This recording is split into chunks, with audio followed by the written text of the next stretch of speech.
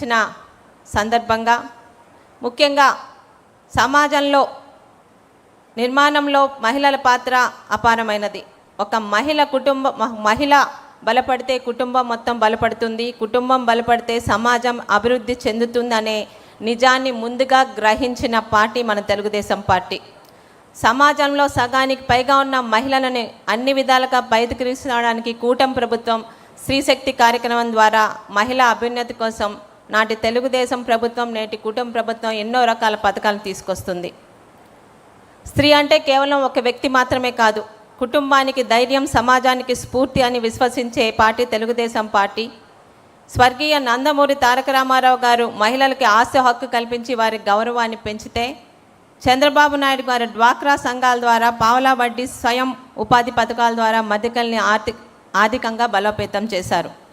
ఇక మహిళా సాధికారతలో తెలుగుదేశం పాత్ర. ఈ దేశంలో స్వర్గీయ నందమూరి తారక రామారావు గారు తెలుగుదేశం పార్టీ స్థాపించిన వెంటనే మొట్టమొదటిసారి 83లో అధికారం వచ్చిన వెంటనే మహిళల కోసం ప్రత్యేకంగా పద్మావతి యూనివర్సిటీని స్థాపించి మహిళల పట్ల ఆయనకున్న గౌరవాన్ని ప్రత్యేకతని చాటుకున్నారు. తర్వాత 86లో తండ్రి ఆస్తిలో ఆడపిల్లలకి సమాన హక్కును కల్పిస్తూ చట్టం చేయడం ద్వారా ప్రతి ఆడపిల్లకి తన పుట్టింటిలోని అత్తింటిలోని గౌరవాన్ని కల్పించిన పెద్దలు మన నందమూరి తారక రామారావు గారు. మహిళల కోసం వితంతు పెన్షన్ ప్రవేశపెట్టిన, వ్యవసాయ పాడి పరిశ్రమలో మహిళా డైరీలు కోఆపరేటివ్ సొసైటీని తీసుకొచ్చిన అది మన తెలుగుదేశం పార్టీ హయాంలోనే జరిగింది. ఇక మహిళల ఆరోగ్యం మరియు సంక్షేమం కోసం మహిళల ఆరోగ్య విషయంలో ఆధునికత, సాంకేతికతతో ఆరోగ్య భద్రత మరియు ప్రభుత్వం అనేక కార్యక్రమాలు చేపట్టడం జరిగింది.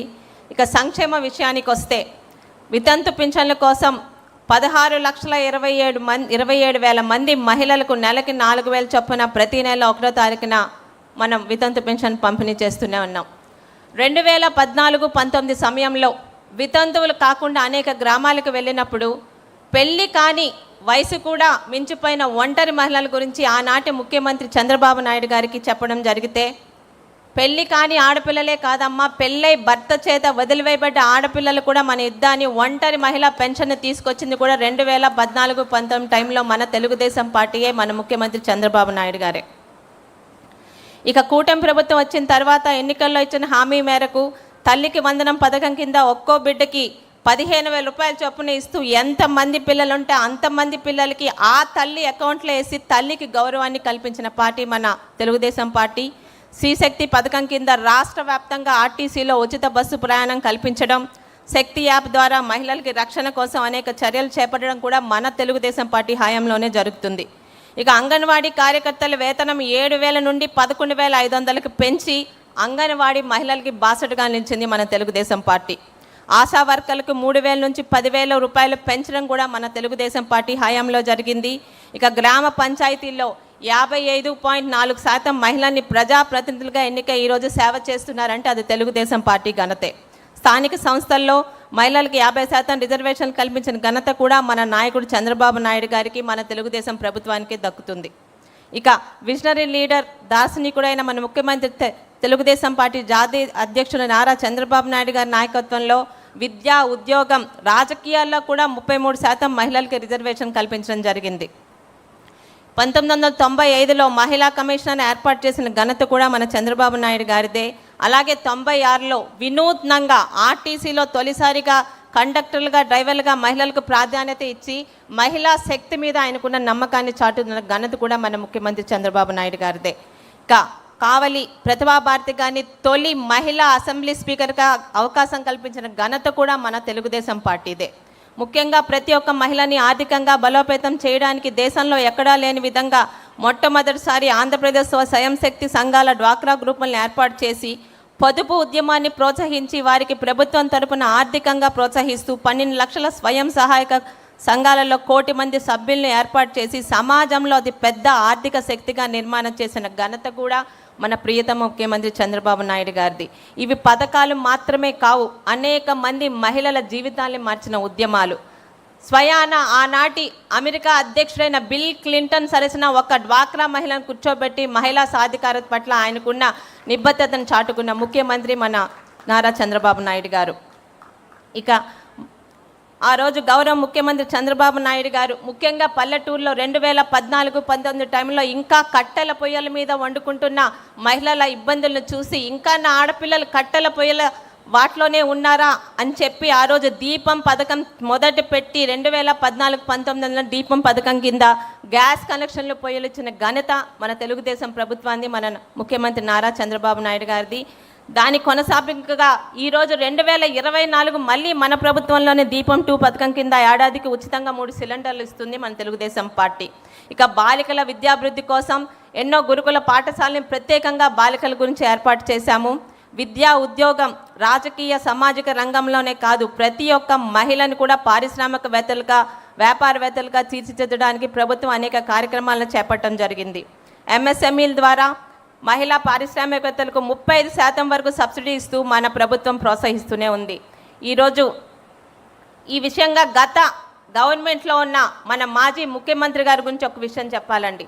2014-19 మధ్య ఉన్న పాదయాత్రలో నా అక్క చెల్లెములు అని ఎంతోమంది అక్క చెల్లెల మీద చేయి పెట్టిన ముఖ్యమంత్రి గారు, అప్పటి మాజీ ముఖ్యమంత్రి గారు 2019లోని అధికారంలోకి వచ్చాక అందరు అక్క చెల్లెమ్మలనే కాదు తన సొంత కుటుంబంలో కూడా అక్క చెల్లెల మీద భస్మాసుర హస్తం పెట్టిన ఆనాటి ముఖ్యమంత్రి వైఎస్ జగన్మోహన్ రెడ్డి గారైతే ఈరోజు మహిళా సాధికారతని మాటల ద్వారా కాదు చేతల ద్వారా నిరూపించడానికి నిత్యం ప్రజాక్షేత్రంలో ఉన్న తన ఇంటి బాధ్యతని తన సతీమణి తన కోడలు గారి చేతిలో పెట్టి my home is really safe in my family women అని ఈరోజు మహిళా సాధికారత పట్ల నిబద్ధతను చాటుకున్న ఏకైక ముఖ్యమంత్రి మన నారా చంద్రబాబు నాయుడు గారు. ఇక మహిళల భద్రత, టీడీపీ పోరాటం. ఈ ఒక రాష్ట్ర ప్రగతిని అంచనా వేయాలంటే అక్కడి మహిళలు ఎంత భద్రంగా ఉన్నారో మనం చూడాలి. టీడీపీ మహిళల గౌరవం, భద్రత, సాధికారత కోసం మహర్నిశలు పోరాడుతున్న పార్టీ. మహిళా సాధికారత అన్నది కేవలం ఒక నినాదం కాదు, అది టీడీపీ మేనిఫెస్టోలోని ప్రాథమిక సిద్ధాంతం కూడా. అరాచ శక్తుల మీద రాజీ లేని పోరాటం చేస్తూ ఈ డిజిటల్ యుగంలో కూడా కొత్త తరానికి భరోసా ఇస్తూ ముందుకు సాగుతుంది మన తెలుగుదేశం పార్టీ. ఇక బాలల భద్రత, బాల వివాహాలు, మానవ అక్రమ రవాణా నివారణకు కఠిన చర్యలు తీసుకుంటూ మహిళల భద్రత సహాయం కోసం 1 స్టాప్ సెంటర్లు, శక్తి సదనాలు, న్యాయ సహాయం, కౌన్సిలింగ్ సేవలతో భద్రత కల్పిస్తుంది. ఇక ఆడబిడ్డల ప్రాధాన్యత. రాజకీయాల్లో మహిళలకు గౌరవం, అవకాశాలు, ఆత్మగౌరవం కల్పించిన పార్టీగా తెలుగుదేశం పార్టీ. మహిళలను కేవలం ఓటర్లుగా కాదు నవ సమాజ నిర్మాణకర్తలుగా భావించి మన తెలుగుదేశం పార్టీ పనిచేస్తుంది. గడిచిన 2024 ఎన్నికల్లో మహిళలకు అత్యధిక సీట్లను ఇచ్చి 22 మంది శాసనసభ్యులు, ఎంపీలు మరియు మంత్రులుగా ఈరోజు మన ప్రభుత్వంలో ఉన్నారు అంటే అది తెలుగుదేశం పార్టీకి, నారా చంద్రబాబు నాయుడు గారికి మహిళల పట్ల ఉన్న నిబద్ధత. ఇక రాజకీయాల్లో మహిళల భాగస్వామ్యం పెరగకుండా నిజమైన సమానత్వం సాధ్యం కాదు అని మన టీడీపీ పార్టీ నమ్మకం. మహిళలకు శాసనసభలో, పార్లమెంట్లో, స్థానిక సంస్థల్లో తగిన ప్రాధాన్యత రావాలని తెలుగుదేశం పార్టీ ఎప్పటి నుండో మద్దతు ఇస్తుంది. మహిళలకి 33% రిజర్వేషన్ కల్పించి వారిని నిర్ణయ ప్రక్రియల్లో సమాన భాగస్వాములుగా నిలబెట్టడమే తెలుగుదేశం పార్టీ లక్ష్యం. ఇది కేవలం సంఖ్యాపరమైన మార్పు మాత్రం కాదు, దేశ విధానాల్లో మహిళల స్వరం బలపడే కీలక సంస్కరణ కూడా. తెలుగుదేశం పార్టీ మొదటి నుండి మహిళా రిజర్వేషన్ బిల్లుకు కట్టుబడి ఉంది. 96లో నాటి దేవగౌడ ప్రభుత్వంలో తొలిసారిగా మహిళా రిజర్వేషన్ బిల్లును ప్రవేశపెట్టిన నాటి నుండి నేటి ఎన్డీఏ ప్రభుత్వం వరకు తెలుగుదేశం పార్టీ మహిళా రిజర్వేషన్ బిల్లుకు తన మద్దతు తెలియజేస్తూనే ఉంది. స్త్రీ శక్తి బలపడితేనే రాష్ట్రం బలపడుతుంది, మహిళలు ఎదిగితేనే ప్రపంచం ఎదుగుతుంది అని, సమాజం ముందుకు సాగుతుందని నమ్మి ముందుకు సాగుతున్న తెలుగుదేశం పార్టీలో మహిళా సాధికారతకి మాటల్లో కాదు చేతల్లో అమలు చేస్తున్న మన టీడీపీ పార్టీలో ఇటువంటి ప్రాధాన్యత గల మహిళా శక్తి తీర్మానాన్ని ప్రవేశపెట్టే అవకాశం నాకు కల్పించిన పెద్దలందరికీ మరొకసారి ధన్యవాదం తెలుపుకుంటూ సెలవు తీసుకుంటున్నాను. జై తెలుగుదేశం, జై చంద్రబాబు నాయుడు గారు. ధన్యవాదాలు.